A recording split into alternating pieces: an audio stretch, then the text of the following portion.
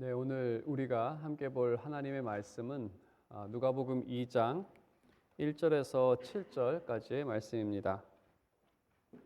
누가복음 2장 1절에서 7절까지의 말씀을 제가 봉독하고 7절은 함께 읽도록 하겠습니다. 하나님의 말씀입니다. 그때에 가이사 아구스도가 영을 내려 천하로 다 호적하라 하였으니 이 호적은 구레뇨가 수리아 총독이 되었을 때에 처음 한 것이라. 모든 사람이 호적하러 각각 고향으로 돌아가매 요셉도 다윗의 집 족속이므로 갈릴리 나사렛 동네에서 유대를 향하여 베들레헴이라 하는 다윗의 동네로 그 약혼한 마리아와 함께 호적하러 올라가니 마리아가 이미 잉태하였더라. 거기 있을 그때에 해산할 날이 차서 함께 읽겠습니다. 첫 아들을 낳아 강보로 싸서 구유에 누였으니 이는 여관에 있을 곳이 없음이러라. 아멘. 네, 이제 크리스마스가 한 주 앞으로 다가왔습니다. 또 이번 토요일은 또 크리스마스 이브로 지키는 그러한 날입니다. 크리스마스가 되면 우리는 이 평화라는 문구를 자주 발견하게 됩니다. 평화, 평안, 또 영어로는 peace라는 그러한 말을 접하는데 그 이유는 무엇보다도 세상 모든 사람들이 평화를 원하기 때문이라고 생각을 합니다. 하지만 세상의 많은 노력에도 불구하고 우리가 살아가는 미국이나 또 고국 한국의 소식을 듣게 되면 여전히 내부적으로는 갈등이 심하고 또 외부적으로는 전쟁과 위협의 소식이 항상 들립니다. 모두가 원하고 모두가 바라지만 갖지 못하는 것, 그것은 평화라고 생각합니다. 그럼 왜 모든 사람이 원하는데 평화를 갖지 못할까? 그 이유가 성경에서 지적하고 있는데 핵심적인 것은 죄의 문제라고도 할 수 있지만 또 크리스마스를 생각해 보면 예수 그리스도를 왕으로 영접하지 않기 때문입니다. 크리스마스에는 성탄도 있고 또 평화도 있지만 그 중에 주님이 없다라고 한다면 평화도 있을 수는 없습니다. 오늘 본문을 통해서 이 두 가지의 관계를 살펴보기를 원합니다. 평화와 주님의 관계를 함께 살펴보기를 원합니다. 여러분 모두가 참된 평화를 누리기를 바라면서 오늘 말씀을 여러분에게 풀어 전달해 드리겠습니다. 우리가 함께 살펴본 누가복음 1장에서는 1장의 내용을 한마디로 한 문장으로 요약을 하면 공의와 평화의 나라를 세우러 그리스도께서 오신다라는 내용이었습니다. 그리고 그 내용 중에는 그의 나라가 땅끝까지 이루고 영원할 것이다라는 내용이 추가되어 있습니다. 그리고 오늘 우리가 함께 읽었던 본문 1절을 보게 되면 가장 먼저 당시 로마의 황제였던 가이사 아구스도가 언급이 됩니다. 앞의 내용과 연결해서 생각해 보면 적어도 주님의 나라는 이 가이사의 로마 제국보다는 더 강하고 또 더 평화가 있는 나라가 아닐까 생각해 보게 됩니다. 당시 가이사 아구스도가 다스렸던 로마 제국에 대해서 짧게 여러분에게 설명해 드리겠습니다. 먼저 이 이름은 이 가이사는 이제 황제라는 의미이죠. 그래서 이후에도 계속 가이사라고 불렀습니다. 그 애굽의 왕들은 바로라고 계속 불렀고 또 가이사의 파생어로는 그 독일은 이제 카이저라고 불렀고 또 러시아 왕은 이제 짜르라고 불렀죠. 다 가이사의 파생어들입니다. 아무튼 가이사는 이름이 아니라 그가 황제라는 것이고 그에게 나중에 붙여진 이름은 아구스도입니다. 아구스도는 그 율리우스, 영어로는 줄리어스죠. 줄리어스 가이사 다음으로 로마의 황제가 된 사람입니다. 우리가 뭐 7, 8월을 줄라이 어거스트라고 부르는데 그것은 뭐 그들의 생일 달입니다. 그 이름을 바꾼 것이죠. 줄리어스를 생일 달을 줄라이로 바꿨고 또 어거스토스도 위대한 왕이었기 때문에 8월을 어거스트라고 우리가 부르지만 그 두 날을 다 31일로 한 것도 이 두 황제의 위대함 때문에 그렇습니다. 지금 달력까지도 흔적이 남아 있는 사람이죠. 아구스토스는 그 전임 황제 율리우스보다 더 뛰어난 지도자였습니다. 먼저 유능한 정치인이었습니다. 그는 의원들에게 휘둘리지 않았습니다. 우리가 가끔 사극을 보게 되면 그 조선시대 왕이 그 관료들에 의해 휘둘림을 당하는 모습을 보게 되는데 어구스토스는 의원들에게 휘둘리지 않았습니다. 아주 유능한 정치인이었고 그래서 내부적 갈등을 해소했던 그러한 황제였습니다. 그리고 뛰어난 군사였습니다. 외부적 위험을 없앴던 인물, 특히 그 지금은 이집트지만 당시 톨레미 왕국과 전쟁을 벌여서 승리를 이끌었던 그러한 황제이기도 합니다. 그래서 이 황제의 덕으로 그 결과 로마 사회에 안정과 평화가 임하게 된 것입니다. 그러한 관점에서 이 하나님께서 약속하신 이 왕, 평화를 가져다 왕에 대한 그 약속을 생각해 봤을 때 하나님께서 주실 왕은 이보다도 더 뛰어난 리더십을 가진 인물이 아닐까, 더 뛰어난 정치력과 더 뛰어난 힘을 가진 그러한 왕이 아닐까, 그러한 인물일 것이다라는 기대를 하게 됩니다. 오늘날 좀 적용해서 생각을 해본다면 온 세상 사람들은 이 나라의 안정과 평화를 가져다 줄 지도자를 원합니다. 내부적으로 갈등을 해소시켜서 뭐 화합과 일치와 하나됨을 만들 수 있는 지도자, 또 외부적인 위협을 없앨 수 있는 국력을 키워서 외부적으로 함부로 건드릴 수 없는 그러한 나라로 만들어줄 지도자를 원합니다. 모든 사람들이 원하는 것이고 또 그래서 여러분들이 미국에서 사는 것일지도 모릅니다. 그나마 미국인 그러한 보호와 또 안정을 우리에게 줄 것이다라는 그 기대 때문에 모두가 평안한 삶을 살고 싶은 마음에 이러한 지도자를 바라고 또 그러한 바라는 마음으로 대통령을 뽑기도 하고 또 여러 가지 정치적인 활동을 하기도 합니다. 하지만 현실적으로 과연 그러한 지도자가 있을까?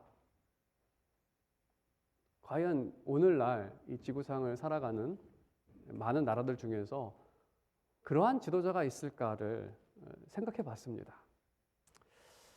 없지 않을까를 쭉 생각하다가 상당히 역설적인 답을 제가 얻게 되었는데 좀 황당할지도 모릅니다. 당황하지 마시고 이런 지도자가 한 명 있다고 생각을 하는데 그 지도자는 북한의 김정은일 것입니다. 내부적인 갈등 없습니다. 북한에서는 자신의 목숨을 내놓지 않고서는 정부를 반대할 수 없겠죠. 어떻게 데모를 하겠습니까? 북한에서 데모했다는 소식 들은 적 있습니까, 여러분? 지난 한 70년이죠. 70년 동안 데모가 없는 나라. 외부적 위협을 없애기 위해 얼마나 노력을 하고 있습니까? 핵무기를 만들려고. 그들 스스로의 생각입니다. 핵무기만 갖고 있으면 자신의 나라를 아무도 건들 수 없다라고 생각을 하고 있습니다. 핵무기 개발은 나라의 안정과 평화를 위한 지도자의 노력으로 비춰질지도 모릅니다. 하지만 주변 국가들에게는 너무나 큰 위협이죠. 너무 모순되지 않습니까? 역설적이고. 로마의 평화도 비슷한 면이 있었습니다. 가이사에게 반대할 수 없습니다. 누가 감히 가이사에게 반대를 하겠습니까? 그 목숨 내놓고 해야 할 일이고 로마의 번영과 평화는 억압과 착취의 결과입니다. 북아프리카의 그 많은 곡물들은 다 실어서 로마로 다 바쳐지는 로마가 그렇게 위대할 수 있었던 것은 그것에 대한 희생과 또 착취가 있었기 때문에 가능한 일이었죠. 세상이 추구하는 일반적인 공의와 평화도 비슷한 요소가 있습니다. 세상이 말하는 공의와 평화는 다른 사람, 다른 나라의 희생을 요구합니다. 이러한 말을 가장 많이 합니다. 당신이 조금만 희생하면 더 많은 사람들이 잘 살 수 있다고. 당신의 나라가 희생하면 더 많은 나라들이 잘 살 수 있다고. 모두가 타인의 희생과 인내만을 요구합니다. 기다리라고, 참으라고, 너가 좀 희생하라고. 이게 세상이 추구하고자 하는, 한 나라가 그 평화라는 것을 갖기 위해서, 그 번영이라는 것을 갖기 위해서 얼마나 많은 사람들이 희생을 했을까. 그래서 세상에는 참된 평화가 불가능하다는 것입니다. 누가 희생을 하겠습니까? 남들도 희생하지 않는데. 그래서 하나님께서는 전혀 다른, 이러한 세상에 속하지 않은, 이러한 원리와 전혀 다른 세상에 속하지 않은 분, 자신의 독생자 예수 그리스도를 세상에 보내십니다. 세상에 보내신 목적은 참된 평화를 이 땅 가운데 주시기 위해서입니다. 이제 하나님께서 약속하신 왕의 출생 기록을, 오늘 본문에 기록된 출생 기록을 살펴보도록 하겠습니다. 오늘 1절에 기록되어 있는 것처럼 그 호적을 하라고 했다는 것은 오늘날로 말하면 센서스를 실시를 합니다. 센서스를 실시하는 것은 세금을 얼만큼 거둘 수 있는지 예산과 또 지출, 또 당시에는 자신이 전쟁을 일으키면 군사력을 얼마까지 끌어올릴 수 있는지에 대한 그 계산으로 때문에 이제 호적을 하는 것이죠. 그리고 모든 유대인들은 각각 고향에 갑니다. 요셉은 다윗의 후손이었기 때문에 다윗이 태어났던 베들레헴으로 갑니다. 그리고 이 베들레헴으로 갈 때에 약혼한 마리아도 함께 갔습니다.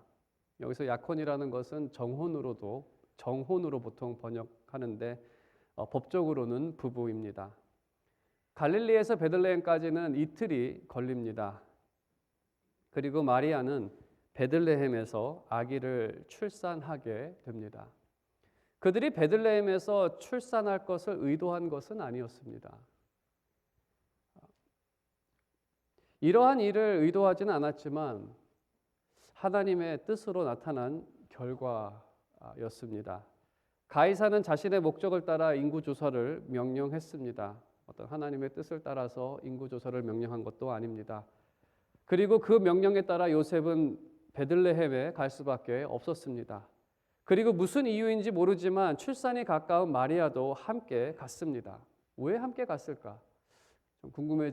여러 해석들을 내놓는데 이것이 첫 번째 아이기 때문에 고향에 집에 혼자 있으면서 아기를 낳는 걸 원치 않았다라고 해석하시는 분도 계시고, 또 그 외에 여러 가지 해석들을 내놓지만 성경은 구체적으로 왜 같이 갔는지에 대해서는 말하고 있지 않습니다. 그리고 도착했을 때 진통이 시작되었고 베들레헴에서 출산을 하게 된 것입니다. 이 모든 일들을 통해 하나님께서 계획하신 일이 성취가 됩니다. 하나님께서는 미가서 5장 2절에서 이렇게 예언하셨습니다. 베들레헴 에브라다야, 너는 유다 족속 중에 작을지라도 이스라엘을 다스릴 자가 내게로 나올 것이라. 그의 근본은 상고에 영원에 있느니라. 이 말씀의 의미는 근본이 영원하신 분, 보통 근본이 영원한 분이라는 것은 하나님을 의미합니다. 태초부터 계신 분이죠. 그 분이 이스라엘을 다스릴 왕으로 오신다는 예언의 말씀입니다. 그리고 그가 베들레헴에서 태어남으로 알게 될 것이다라는 그러한 의미인 것이죠. 미가의 예언을 따라 주님은 이스라엘을 다스리는 왕으로 오셨습니다. 하지만 그 나라는 이스라엘에만 머물러 있는 것이 아니라 그의 다스림은 승천 이후 하늘의 보좌에서 온 세상을 다스리십니다. 그리고 그의 나라는 예루살렘과 유다, 이스라엘이죠. 이스라엘을 시작으로 땅끝을 향해 확장되어 가고 있습니다. 이제 그럼 그리스도의 이 모습과 이 다스리시는 모습에 대해서 우리가 살펴보도록 하겠습니다. 7절에 기록되어 있는 것처럼 그의 모습, 그가 오셨을 때의 모습은 초라한 모습이었습니다. 마지막에 그 첫 아들을 낳아 강보로 싸서 구유에 뉘었으니, 그렇게 뉘게 된 이유는 여관에 있을 곳이 없었다고 말하고 있습니다. 여기서 여관이라는 것을 좀 더 정확하게 말씀을 드리면 그 손님을 맞이할 수 있는 방이 없었다라는 의미입니다. 그리고 이 구유, 그러니까 가축이 먹이를 먹는 먹이통인데, 구유에 있다는 것은 그들이 지금 외양간, 가축이 있는 외양간에 있다는 의미입니다. 당시 이스라엘에 2층 집도 있었고 단층 집도 있었는데, 2층 집과 같은 경우에는 외양간이 아래에 있었고 사람들은 위에서 생활을 했습니다. 단층 집이라면 그 옆에 붙어 있었습니다.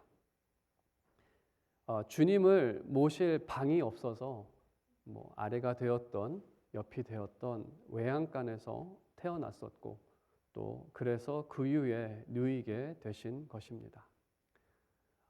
이 모습이 전달하는 것은 가난하게 태어나셨다라는 의미겠죠. 전에 교인 중에서 그 자녀를 낳게 되었을 때, 한 15년 전 같습니다. 병원에 가는 중에 택시에서 자녀를 낳았다고 했던 그 성도가 있었습니다. 병원 가는 중에 택시에서 아이를 낳게 되었다. 뉴스에서나 들었던 그러한 이야기죠.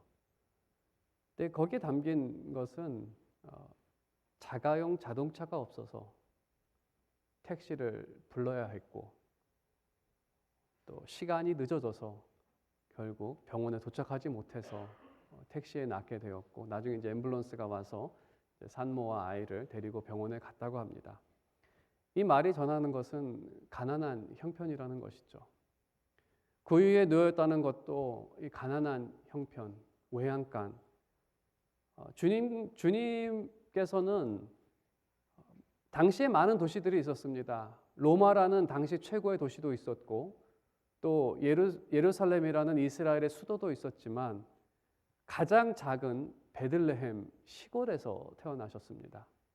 그리고 그 시골에서도 가장 누추한 외양간에서 태어나셨다는 것이죠. 또한 누가는 그 강보로 싸서 구유에 누였다라고 표현을 하고 있습니다. 이 장면은 누가복음 뒷부분에서도 동일하게 비슷하게 기록이 되어지는데, 이 장면은 그리스도의 죽음을 연상케 하는 장면입니다. 예수님께서 죽으신 후에 주님의 몸은 세마포로 싸서 동굴 안 바위 위에 놓이게 됩니다. 외양간이나 동굴이나 사람이 사는 곳은 아닙니다. 근본은 하나님이시지만, 하나님께서는, 주님은 자신을 낮추어 구유에 누이셨을 뿐만 아니라 십자가의 죽음까지 낮아지신 주님, 그 주님을 생각하며 빌립보서 2장 6절에서 11절은 이 사실을 이렇게 기록합니다.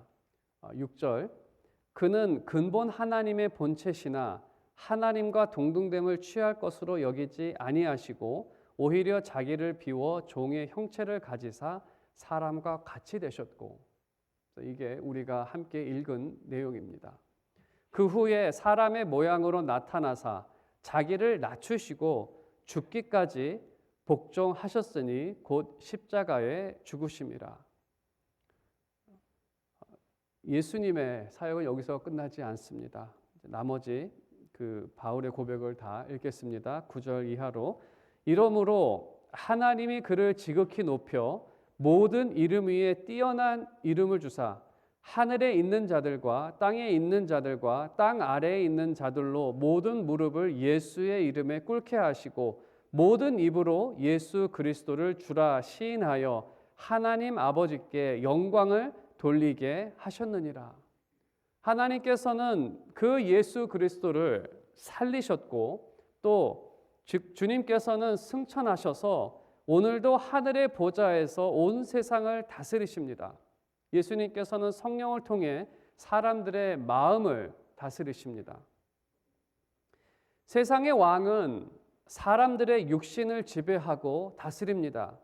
그래서 그 사람들이 마음에 내키지 않아도 어쩔 수 없이 두려움으로 복종하고 따라하게 만듭니다. 그것이 세상의 왕이고 또 세상의 왕이 다스리는 방법입니다. 세상 왕은 이러한 방식으로 백성들의 희생을 요구합니다. 니들이 희생해야 내 나라가 잘 되지 않느냐라는, 그리고 때로는 그 백성들의 목숨까지도 요구하는 것이 세상의 왕이고 통치 방식입니다. 하지만 우리 주 예수 그리스도는 자신의 목숨도 내어주시는 선하신 왕이십니다. 그리고 그리스도께서는 자신의 백성들에게 자신과 같은 사랑의 마음을 그들에게 주시고 그들을 새롭게 하셔서 예수 그리스도처럼 원하는 마음으로 사랑과 선을 행하며 살게 하십니다. 그들은 마음과 뜻과 정성과 생명을 다해 하나님을 사랑하고 이웃을 사랑합니다. 바로 그러한 사람들이 모인 곳을 교회라고 합니다. 우리는 오늘도 우리의 마음을 다스리시는 그 하나님께 감사와 기쁨으로 나아가며 그 하나님을 사랑하며 그 주님 앞에 무릎을 꿇고 우리의 하나님 되심을 감사하며 기뻐하며 찬양을 돌립니다. 그들이 모인 곳, 서로 사랑하고 하나님을 사랑하는 그곳에 예수 그리스도의 다스림과 하나님의 나라가 나타납니다.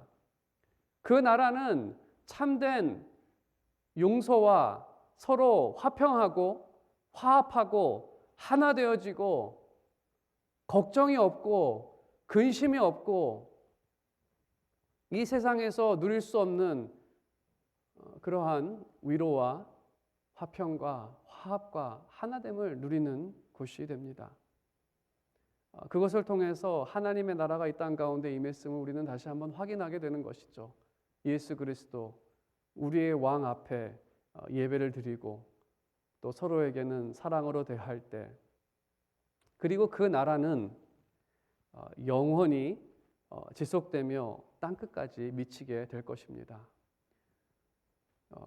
이 지구상에는 항상 예수 그리스도께 아멘으로 화답하는 사람들이 항상 있을 것입니다. 지난 2000년 동안에도 하나님 예수 그리스도께서 말씀을 선포하실 때 그들이 원함으로 사랑 가운데에서 하나님 앞에 아멘으로 반응했던 사람들이 있었고 지금도 있으며 장차 있을 것입니다. 우리가 역사를 한번 되돌아보면 그 천하를 호령했던 아구스토 가이사가 어떻게 됐습니까? 죽었습니다. 없습니다. 그가 만들었던 로마 제국 망했습니다. 없지 않습니까? 그 후에도 여러 강한 나라들이 있었지만 모두가 최후를 맞이했습니다. 미국이란 나라가 이제 200년 넘었는데 이 나라가 앞으로 200년, 300년 후에도 있을 거라 생각하십니까? 먼지도 없이 사라질지도 모릅니다. 우리 눈에는 이게 전부인 것 같고 이게 대단한 것 같이 보이지만 그렇지 않습니다. 왕도 독재자도 뛰어난 지도자들도 다 끝이 있었습니다. 하지만 지난 2000년 예수 그리스도께서 승천하신 후에 성령을 보내신 후에 교회는 숱한 핍박과 어려움이 있었지만 망했습니까? 아닙니다. 지금도 여전히 그리스도께서는 다스리시고 사람들의 마음을 다스리시며 그들이 원함으로, 기쁨으로 이 하나님 나라의 백성으로 오늘도 살아가고 있습니다. 매 주일이 될 때마다 그들은 하나님 앞에 찬양하며 우리의 주되심을 기뻐하며 그분께 아멘으로 화답하며 순종 가운데 살아가고 있는 것 아닙니까? 오늘 말씀의 결론을 맺겠습니다. 우리는 이 세상을 보고 또 그 세상을 다스리는 지도자들로 인해서 마음이 무거울 때도 있고 때로는 위협을 느낄 때도 있고 또 이러한 일로 인해서 염려가 발생할 때도 있습니다. 그럴 때일수록 영원하신 그리스도를 바라보시기 바랍니다. 그는 참된 평화를 우리에게 주시기 위해 이 땅 가운데 오셨습니다. 그리고 세상에서 일어나는 어떤 일도 주님의 일을 방해할 수 없습니다. 가이사가 센서스를 하고 오늘 말씀에서도 잠시 봤지만 이러한 모든 일들도 결국에는 하나님의 뜻을 완성하는 일에 사용되어지지 않습니까? 우리가 모든 것을 다 이해할 수는 없지만 우리가 믿는 것은 이러한 일들을 통해서도 하나님께서는 결국에 선한 열매를 맺을 거라는 것. 왜냐하면 그에게는 무한한 능력과 지혜가 영원하시기 때문에. 그래서 이 사실을 믿고 하나님께서 약속하신 하나님의 나라를 구하시기 바랍니다. 그 나라의 위로와 치유와 평안을 여러분께서 누릴 수 있습니다. 그것은 단순히 재림 이후에만 누리는 것이 아니라 오늘도 우리는 그것을 미리 맛볼 수 있습니다. 믿는 사람들 두세 사람이 모일 때 여러분의 가정 가운데에서 정말 그러한 평안과 치유가 또 위로가 있기를 원하고 또 한인 장로교회가 그리스도 안에서 함께 모일 때 그러한 평화와 위로와 치유가 나타나기를 원하고 또 그것을 믿고 여러분께서 기도하시기를 바랍니다. 진정으로 바라는 것은 예수 그리스도 그 주님과 그의 나라를 여러분께서 더 원하며 또 간구하며 또 그 나라를 맛보며 살아가는 여러분의 복된 삶이 되시기를 주님의 이름으로 축원드립니다. 네, 기도하겠습니다. 하나님 아버지 감사합니다. 하나님께서는 세상의 지도자들처럼 그러한 이기적인 권력과 또 사람을 나누고 또 약한 자들을 억압하고 또 다른 사람에게만 희생을 요구하는 그러한 분으로 오신 것이 아니라 참된 희생, 목숨까지도 그 백성을 위해 내어주신 그 선하심으로 오시고 또 하나님의 능력 가운데 부활 승천하셔서 오늘도 사람들의 마음을 다스리시며 그 가운데에 참된 하나님의 나라를 세워가시니 우리 가운데 이 일을 시작하시고 이루어 나가시는 하나님께 감사와 찬송과 영광을 돌립니다. 주님께서 오신 이 크리스마스를 맞이하여서 우리가 그 평화를 다시 한번 기억하고 하나님께 간구함으로 하나님께서 주시는 그 평화를 오늘도 우리가 맛보며 살아가는 복된 사람들 될 수 있도록 우리 교회를 축복하여 주시고 또 우리의 가족이 모이는 모든 곳에서 주님께서 하늘의 평화를 허락하여 주시옵소서.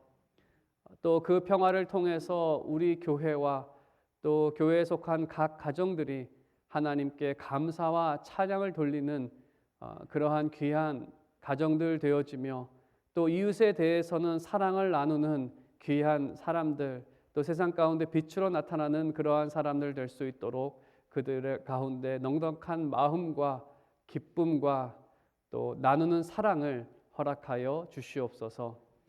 우리 가운데 참 귀한 축복을 허락하신 하나님께 다시 한번 감사드리며 살아계신 우리 주 예수 그리스도의 이름으로 기도드렸습니다.